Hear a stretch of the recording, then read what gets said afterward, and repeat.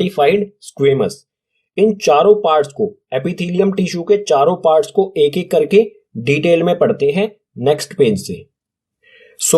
Epithelium tissue को 4 parts में classify किया गया था।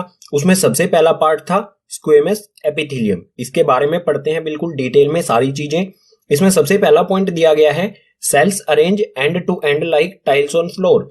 जो स्क्वेमस एपिथेलियम टिश्यू है, इसके जो सेल्स होते हैं वो बिल्कुल एंड टू एंड यानी कि किनारे से किनारा जुड़ा होता है, जैसे कि फ्लोर पर टाइल लगी होती है, बिल्कुल इसी तरह से होता है। ठीक है, आप इसका यहाँ पर डायग्राम भी देख सकते हैं।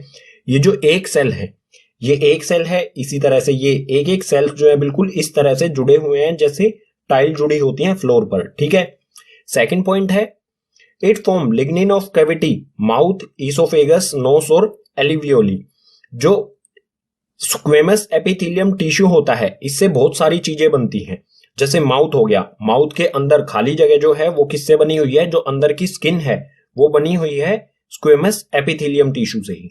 इसी तरह से ईसोफेगस यानी कि जो आहार नली होती है हमारी, जो माउथ के बाद एक नली होती है जो लीवर तक खाना लेके जाती है, वो भी उसके अंदर की स्किन वो भी बनी हुई है स्क्वेमस एपिथेलियम से। इसी तरह से जो नोज यानी कि हमारा नाक होता है, उसके अंदर की खाली जगह पर जो स्किन होती है उसमें भी स्क्वेमस एपिथेलियम ही होता है। और इसी तरह से एल्वियोली, एल्वियोली जो है ये हमारे लंग्स में पाया जाता है, वो भी इसी से बनी होती है। ठीक है, आगे है it also form blood vessels covering of tongue and skin. Squamous epithelium जो है, इससे हमारी ब्लड वेसल्स यानी कि नसें बनी होती हैं। हमारी जो टंग यानी कि जीवा होती है, उसके चारों ओर भी स्क्वेमस एपिथेलियम ही होता है। और जो हमारी स्किन होती है, त्वचा जो होती है, वो भी स्क्वेमस एपिथेलियम से ही बनी होती है। आगे है epithelium cells are arranged in many layers to prevent wear and tear in skin.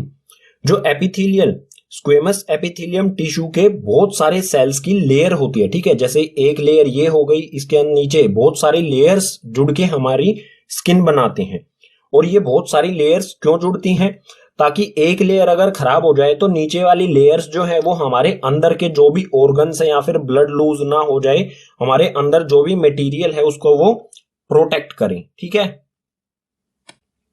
Epithelium tissue का सेकंड पार्ट है क्यूबिकल एपिथेलियम। क्यूबिकल एपिथेलियम, इसे क्यूबिकल एपिथेलियम क्यों कहा जाता है, ये हमें फर्स्ट पॉइंट में ही दिया गया है।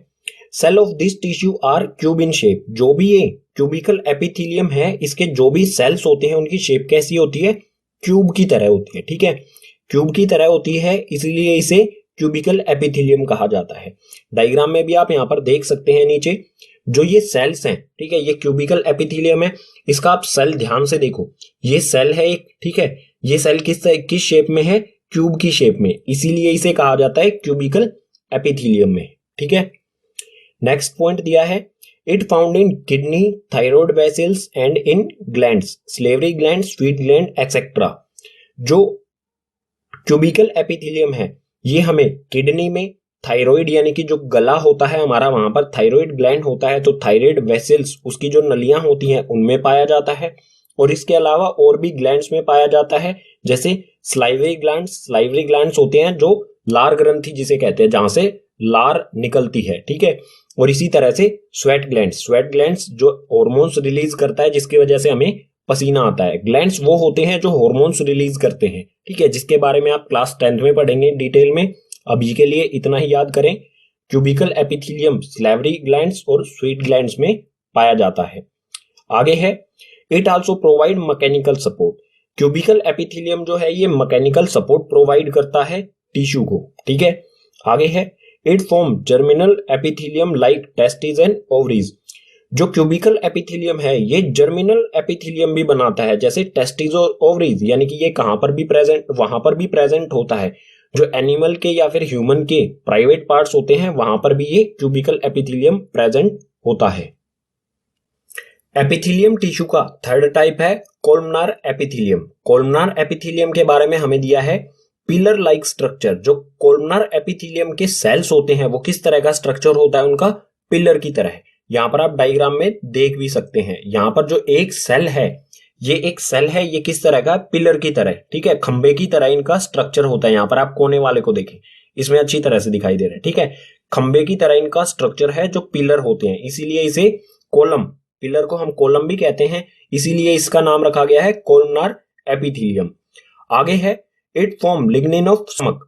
जो हमारा पेट होता है उसके अंदर की लिग्निन यानी कि स्किन तक कह सकते हैं हम, वो इसी कोलमनार एपिथेलियम से ही बनी होती है। It also form small intestine, large intestine etcetera. Columnar epithelium जो है ये स्मॉल इंटेस्टाइन और लार्ज इंटेस्टाइन, सभी जो इंटेस्टाइन है हमारे पेट में, छोटी आंत और बड़ी आंत है, वो इसी कोलमनार एपिथेलियम से ही बनी होती है। लास्ट पॉइंट है इसके लिए, it have threads on its surface which help in absorption. जो ये कोलमनार एपिथेलियम होता है इसके यहाँ पर थ्रेड्स धागे धागे से होते हैं, ठीक है। जो भी हमारा फूड जाता है स्मॉल इंटेस्टाइन और लार्ज इंटेस्टाइन में, वो फूड में जो भी जरूरत की चीजें होती हैं हमारी बॉडी को, वो इन थ्रेड्स के द्वारा एब्जॉर्ब कर ली जाती है, ठीक है। यानी कि ये किस तरह का काम करता है, एब्सॉर्प्शन का काम करता है, सोखने का काम करता है। जो भी जरूरत की चीजें होती हैं उन्हें सोख लेता है कोलमनार एपिथेलियम टिश्यू, ठीक है। एपिथेलियम टिश्यू का लास्ट यानी कि फोर्थ टाइप है स्ट्रैटिफाइड स्क्वेमस एपिथेलियम। इसका यहाँ पर डायग्राम दिया गया है, इसी से समझते हैं। देखो स्क्वेमस एपिथेलियम इसके साथ क्यों जोड़ा गया है। स्क्वेमस एपिथेलियम के में क्या था, सिंगल सेल थे जो एक दूसरे से टाइल की तरह जुड़े हुए थे। लेकिन यहां पर क्या है, बहुत सारी लेयर्स आपस में उलझी हुई हैं, ठीक है। स्क्वेमस एपिथेलियम की बहुत सारी लेयर्स आपस में उलझी हों तो उसे कहा जाएगा स्ट्रैटिफाइड स्क्वेमस एपिथेलियम। इसमें पहला पॉइंट यही है, it consist of squamous epithelial arrange in layers. कई सारी लेयर्स परत अगर स्क्वेमस एपिथेलियल टिश्यू की हैं तो उसे कहा जाएगा स्ट्रैटिफाइड स्क्वेमस एपिथेलियम, ठीक है। सेकंड पॉइंट है present in uterine, oesophagus etcetera.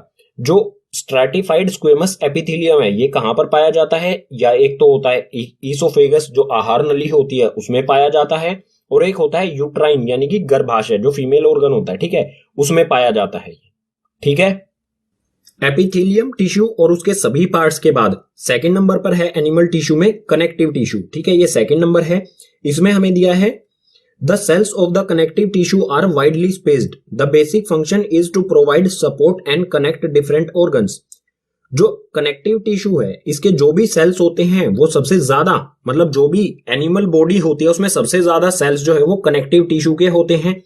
और जो कनेक्टिव टिश्यू है इसका बेसिक फंक्शन है सपोर्ट और कनेक्ट करना, बॉडी को सपोर्ट करना और जो भी बॉडी के ऑर्गन्स हैं उनको कनेक्ट करना, ठीक है। Type of connective tissue, connective tissue के 4 टाइप्स होते हैं। इसमें फर्स्ट है एरियोलर टिश्यू, सेकंड है एडियोपोज टिश्यू, थर्ड है स्केलेटल टिश्यू और फोर्थ है फ्लूइड टिश्यू। इन सभी चारों टाइप्स के बारे में एक एक करके पढ़ते हैं नेक्स्ट पेज पर। कनेक्टिव टिश्यू का फर्स्ट टाइप एरियोलर टिश्यू, इसके बारे में हमें दिया है This tissue fills spaces inside organs and found between the skin and muscles, around blood vessels, nerves and in the bone marrow. जो एरियोलर टिश्यू है ये हमारे खाली जो भी ऑर्गन्स होते हैं उनके अंदर खाली जगह जो होती है उसको ये भरता है, और ये हमारी स्किन और मसल्स के बीच में जो खाली जगह होती है वहां पर भी पाया जाता है।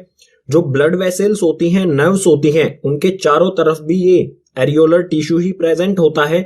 और जो हमारी हड्डियां होती हैं, बोन्स होती हैं, उनके अंदर जो खाली जगह होती है जिसे बोन मैरो कहा जाता है, तो बोन मैरो में भी एरियोलर टिश्यू ही प्रेजेंट होता है, ठीक है।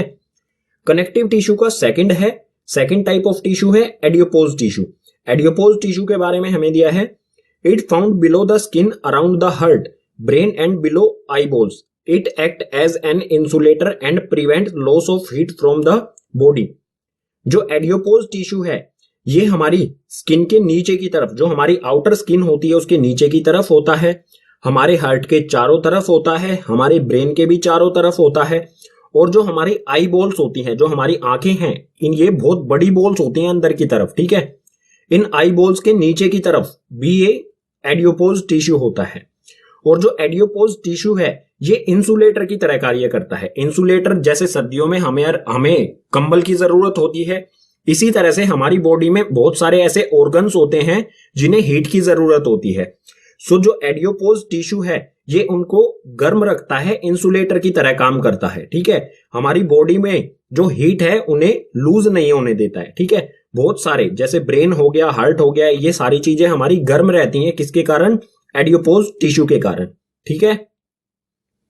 कनेक्टिव टिश्यू में एरियोलर और एडियोपोज के बाद अब है थर्ड नंबर पे स्केलेटल टिश्यू। स्केलेटल टिश्यू के टोटल 4 कंपोनेंट्स होते हैं, बोन, लिगामेंट्स, टेंडोन्स और कार्टिलेज। यानी कि ये स्केलेटल टिश्यू इन चारों चीजों से बना होता है, ठीक है।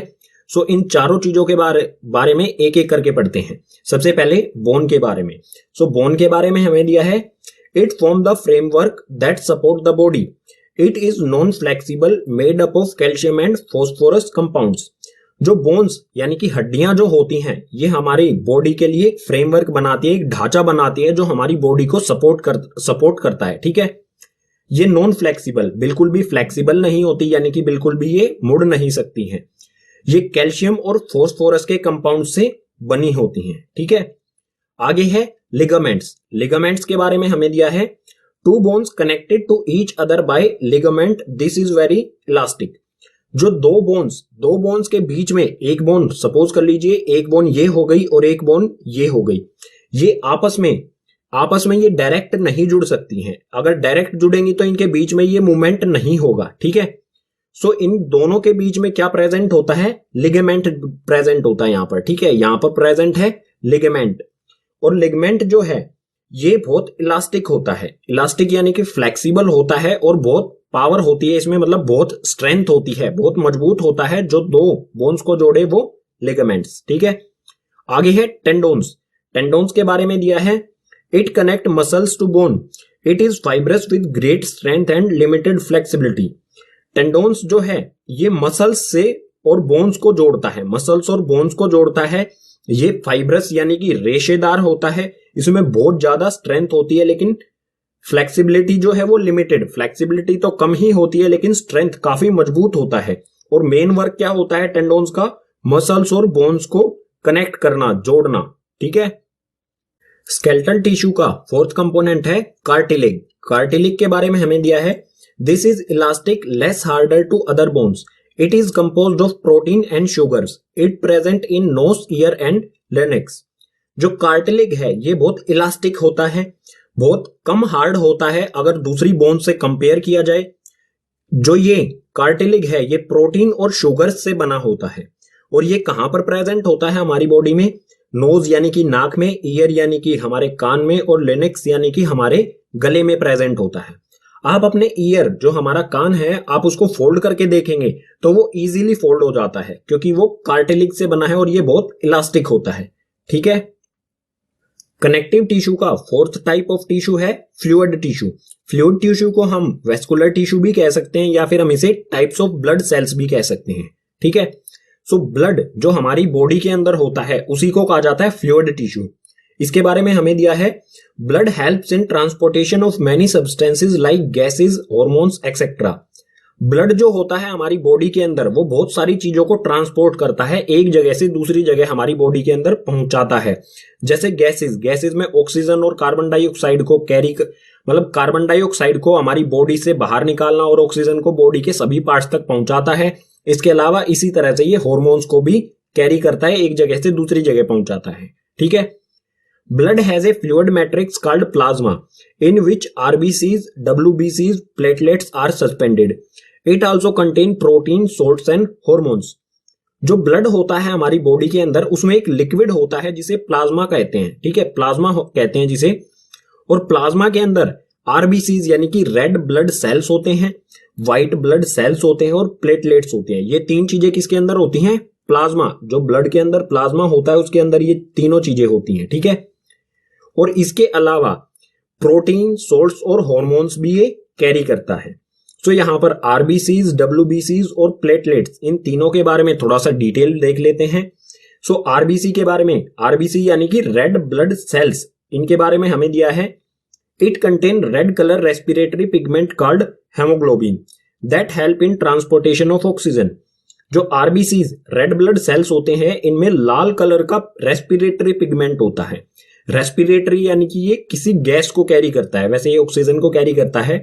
सो ये रेड कलर का रेस्पिरेटरी जो पिगमेंट यानी कि कलर होता है जिसे हेमोग्लोबिन कहा जाता है, और ये हेल्प करता है ऑक्सीजन के ट्रांसपोर्टेशन में। हमारे बॉडी के सभी पार्ट्स तक ऑक्सीजन को पहुंचाने का काम किसका होता है, रेड ब्लड सेल्स का, ठीक है। आगे है व्हाइट ब्लड सेल्स, डब्ल्यूबीसी यानी कि व्हाइट ब्लड सेल्स। इसके बारे में हमें दिया है, they protects our body by harmful bacteria. हमारी बॉडी में कोई हार्मफुल बैक्टीरिया या वायरस एंटर कर जाए तो व्हाइट ब्लड सेल्स जो है उसका काम होता है उन हार्मफुल बैक्टीरिया और वायरसेस को किल करना, उनसे लड़ना। ठीक है, तो हम ये भी कह सकते हैं कि जो व्हाइट ब्लड सेल्स होते हैं ये हमारी बॉडी के अंदर जो भी बीमारियां होती है या फिर बैक्टीरिया या वायरस, जो भी हार्मफुल बैक्टीरिया वायरस है, उनसे WBCs व्हाइट ब्लड सेल्स जो है ये लड़ते हैं। ठीक है, आगे है प्लेटलेट्स। प्लेटलेट्स के बारे में दिया है, it involve in clotting of blood. जो प्लेटलेट्स होते हैं ये ब्लड का क्लोटिंग करने में सहायता करते हैं। क्लोट यानी कि थक्का बनाने, जैसे हमें कहीं चोट लग जाती है तो हमारा ब्लड जो है वहां से कुछ, मतलब अगर हमारी बॉडी में कहीं पर कट गया हमें तो कुछ देर बाद ही वहां पर ब्लड क्लोट हो जाता है, जम जाता है हमारा ब्लड। ठीक है, तो वो किसकी वजह से होता है? प्लेटलेट्स की वजह से। ठीक है, एनिमल टिश्यूज में एपिथेलियम टिश्यू और कनेक्टिव टिश्यू के बाद थर्ड नंबर पर आता है मस्कुलर टिश्यू। मस्कुलर टिश्यू के बारे में हमें दिया गया है, movement happen in our body by the help of muscular tissue, they are capable of contraction and relaxation. जो मस्कुलर टिश्यू है इसी की वजह से हमारी बॉडी में कोई भी मूवमेंट होती है, एक जगह से दूसरी जगह हम चल पाते हैं, कुछ भी हम अपना हाथ हिलाना हो गया, सिर या पैर, जो भी मूवमेंट होगी वो सिर्फ मस्कुलर टिश्यू की वजह से ही होती है। ठीक है, मस्कुलर टिश्यू जो है इसमें एबिलिटी होती है कॉन्ट्रैक्शन और रिलैक्सेशन की, यानी कि सिकुड़ना और फैलना काम होता है मस्कुलर टिश्यू का। ठीक है, आगे है muscular tissue are 3 types. Muscular tissue जो है वो 3 टाइप्स के होते हैं, तीनों हमें यहां पर दिए गए हैं। इसमें पहला है स्ट्रेटेड मसल्स, सेकंड है स्मूथ मसल्स और थर्ड है कार्डिक मसल्स। सो इन तीनों मसल्स टिश्यू, स्ट्रेटेड, स्मूथ और कार्डिक मसल्स, तीनों के बारे में एक एक करके नेक्स्ट पेज पर पढ़ते हैं। मस्कुलर टिश्यू का फर्स्ट टाइप है स्ट्रेटेड मसल्स। स्ट्रेटेड मसल्स को स्केलेटल मसल्स भी कहा जाता है। स्केलेटल मसल्स क्यों कहा जाता है ये भी आपको बताएंगे। सो इसमें हमें दिया है, these muscles are attached to the skeleton by tendons. इन्हें स्केलेटल मसल्स इसलिए कहा जाता है क्योंकि ये हमारे स्केलेटन यानी कि जो हमारा हड्डियों का ढांचा होता है उससे ये जुड़ी होती है। ठीक है, जिसे स्केलेटन कहा जाता है हड्डियों के ढांचे को, इससे जुड़े होने के कारण इन मसल्स को स्केलेटल मसल्स भी कहा जाता है। ठीक है, और स्केलेटन से ये किन की हेल्प से जुड़ी होती है? टेंडोन्स की मदद से, जिसको हम पीछे वाले कनेक्टिव टिश्यू में पढ़ चुके हैं। ठीक है, आगे है वॉलंटरी। वॉलंटरी का मतलब होता है जो हमारे कंट्रोल में हो। ठीक है, सो जो स्केलेटल मसल्स कहें या फिर स्ट्रेटेड मसल्स, ये वॉलंटरी मसल्स होती हैं, यानी कि ये हमारे कंट्रोल में होती हैं। These muscles get tired and need rest. जो ये मसल्स हैं, स्ट्रेटेड मसल्स या फिर कहें स्केलेटल मसल्स, ये टायर्ड यानी कि थक जाती हैं और इन्हें रेस्ट की जरूरत पड़ती है वापस अपनी एनर्जी गेन करने के लिए। Cell of this are multinucleate and unbranched. जो भी स्ट्रेटेड मसल्स या स्केलेटल मसल्स के सेल्स होते हैं ये मल्टी न्यूक्लिएटेड यानी कि इसमें एक से ज्यादा न्यूक्लियस होते हैं, और ये अनब्रांच यानी कि बिल्कुल सीधी होती है, इनकी कोई भी ब्रांच नहीं होती है, टहनियां नहीं होती है, बिल्कुल एक लाइन की तरह सीधी होती है। ठीक है, it contains special protein called contractile protein which contract and relax to cause movement. जो ये स्ट्रेटेड मसल्स होती हैं ये सिकुड़ती और फैलती हैं। अब ये सिकुड़ना और फैलना क्यों होता है, ऐसा क्या होता है इनमें? तो इसमें एक स्पेशल टाइप का प्रोटीन होता है कॉन्ट्रैक्टाइल प्रोटीन, जिसके कारण ये जो मसल्स हैं ये कॉन्ट्रैक्ट यानी कि सिकुड़ पाती हैं और रिलैक्स यानी कि फैल पाती हैं, और इसी के कारण हमारी बॉडी में मूवमेंट होता है। अब इसे डायग्राम से समझ लेते हैं। ये है हमारा है हाथ। ठीक है, ये जो मसल्स है रेड कलर के आपको मसल्स दिख रहे हैं। ठीक है, ये जो व्हाइट है ये टेंडोन्स है। टेंडोन्स की सहायता से ये हमारी येलो टाइप बोन्स जो दिख रही हैं इनसे जुड़ी होती है। ठीक है, अब ये रिलैक्स, ये मूवमेंट करेगी तो इसमें रिलैक्स और कॉन्ट्रैक्ट होगा। ठीक है, अगर हम इसको जूम करें तो ये किस टाइप से बनी है? इस टाइप के कुछ सेल से बनी है। ठीक है, ये है इसके सेल्स, जो भी स्ट्रेटेड मसल्स है इस मसल्स के सेल्स हैं ये। यहां पर आपको ये जो दिखाई दे रहा है व्हाइट व्हाइट जो मैं कर रहा हूं, ये है यहां पर न्यूक्लियस, यानी कि इसमें कितने सारे न्यूक्लियस हैं? ये सभी हैं, क्या हैं? न्यूक्लियस हैं। ऊपर हमने पढ़ा था ये क्या होते हैं, इसके सेल्स जो होते हैं वो मल्टी न्यूक्लिएटेड होते हैं। ठीक है, मल्टी न्यूक्लिएटेड और अनब्रांच। तो यहां पर आप देख सकते हैं कि इसमें कई सारे न्यूक्लियस हैं और बिल्कुल ये सीधी है, इसमें से कोई भी अलग इसमें से ब्रांच इस तरह से टहनियां इसमें से नहीं निकली हुई हैं, बिल्कुल सीधे। ये बिल्कुल रेशेदार होती है, रेशे यानी कि बिल्कुल सीधा सीधा धागे नुमा।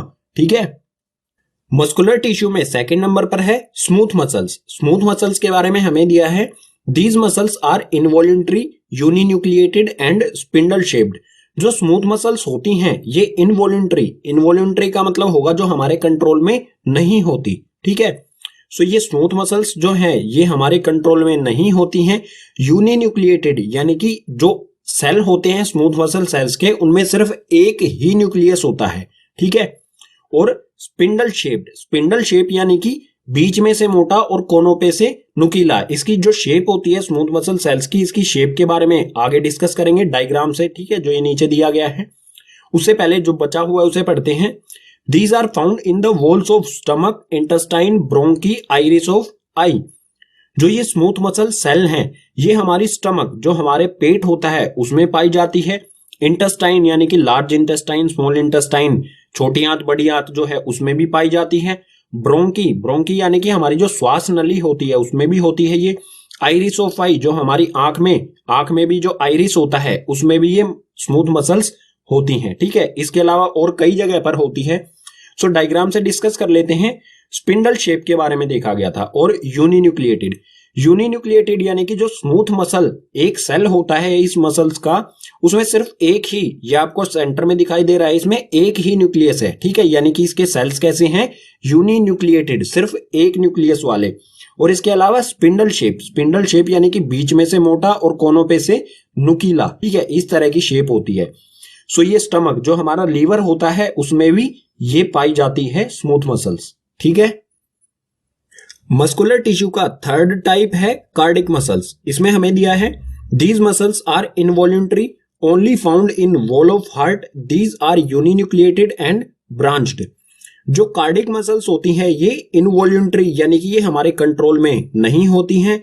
Only found in wall of heart, ये सिर्फ वॉल ऑफ हार्ट यानी कि हार्ट के जो वॉल्स होती हैं वहां पर ही पाई जाती है। वॉल का मतलब होगा जो हार्ट की दीवारें होती हैं, बाहरी आवरण जो होता है दिल का, वो इसी से बना होता है, कार्डिक मसल से बना होता है। जो भी कार्डिक मसल्स हैं इनके जो सेल्स होते हैं वो यूनिन्यूक्लिएटेड यानी कि हर एक सेल में सिर्फ एक ही न्यूक्लियस होता है। इसके अलावा जो कार्डिक मसल्स हैं वो ब्रांच्ड, ब्रांच्ड यानी कि टहनियों की तरह एक सेल में से दूसरा सेल निकला होता है, या फिर कहें टहनियों की तरह, जैसे पेड़ में शाखाएं होती हैं, टहनियां होती हैं, इसी तरह से कार्डिक मसल्स जो हैं आपस में ब्रांच टहनियों की तरह होती है, ठीक है। In these muscles rhythmic contraction and relaxation occur through out life. जो हमारी कार्डिक मसल्स होती हैं इनमें पूरी लाइफ लगातार कॉन्ट्रैक्शन और रिलैक्सेशन यानी कि सिकुड़ना और फैलना लगा रहता है, चलता रहता है पूरी लाइफ। कहने का मतलब क्या है, कार्डिक मसल्स जो है ये कभी भी थकती नहीं है, इन्हें रेस्ट की जरूरत नहीं होती है। हमारा हार्ट जो है वो 24 आवर्स वर्क करता रहता है पूरे दिन, कभी भी थकता नहीं है, ठीक है। सो कार्डिक मसल्स जो हैं इन्हें कभी भी रेस्ट की जरूरत नहीं होती है। अब डायग्राम से समझते हैं। देखो यहां पर आपको दिख रहा होगा ये एक रेशियो, मतलब जो हार्ट है इन्हीं कार्डिक मसल से बना होता है। इसकी वॉल्स जो है चारों तरफ का जो आवरण, दीवार कह सकते हैं हम। सो यहां पर आप देख सकते हैं ये ब्रांच है। यहां से देखो ये सीधा है, इसमें से एक टहनी इसमें आ गई, इसमें से एक इस तरफ निकल गई, ब्रांच्ड है यानी कि टहनियां हैं। और इसका एक ये सेल है जिसे मैंने येलो से आउटलाइन कर दिया है। एक सेल है, इसके सेंटर में न्यूक्लियस है। इसी तरह से ये एक सेल है, ये वाला न्यूक्लियस हो गया, ये एक सेल है, ये एक न्यूक्लियस हो गया। यूनिन्यूक्लिएटेड होता है और ब्रांच्ड होता है, ठीक है। एनिमल टिश्यूज का फोर्थ टाइप है नर्वस टिश्यू। नर्वस टिश्यू में हमें दिया है cell of the nervous tissue are highly specialized for being stimulated and then transmitting to stimulus very rapidly from one place to another. जो cell होते हैं nervous tissue के वो हाईली स्पेशलाइज्ड यानी कि बिल्कुल परफेक्ट होते हैं, बहुत जल्दी से किसी काम को करते हैं, बहुत स्टिमुलेटेड यानी कि उत्तेजक, बहुत तुरंत काम को कर देते हैं, ठीक है। काम को तुरंत करते हैं, जो भी मैसेज होता है उसको ट्रांसमिट करते हैं। हमारी बॉडी से एक जगह से दूसरी जगह जो भी मैसेज कैरी करना होता है या सेंड करना होता है वो नर्वस टिश्यू के द्वारा ही होता है। सो मैसेज को ये ट्रांसमिट करते हैं स्टिमुलस की मदद से, बिल्कुल तुरंत यानी कि रैपिडली तुरंत करते हैं एक जगह से दूसरी जगह। और जो नर्वस टिश्यू है ये कहां पर होता है, the brain, spinal cord and nerves are all composed of nervous tissue. जो हमारा ब्रेन यानी कि हमारा दिमाग, स्पाइनल कॉर्ड और जो हमारी नर्व्स होती हैं, नसें जो होती हैं, वो सभी इन्हीं नर्वस टिश्यू से ही बनी होती हैं। और यहाँ पर नर्वस टिश्यू का डायग्राम भी इंपॉर्टेंट है। सो ये डायग्राम है, आप बुक में भी देख सकते हैं।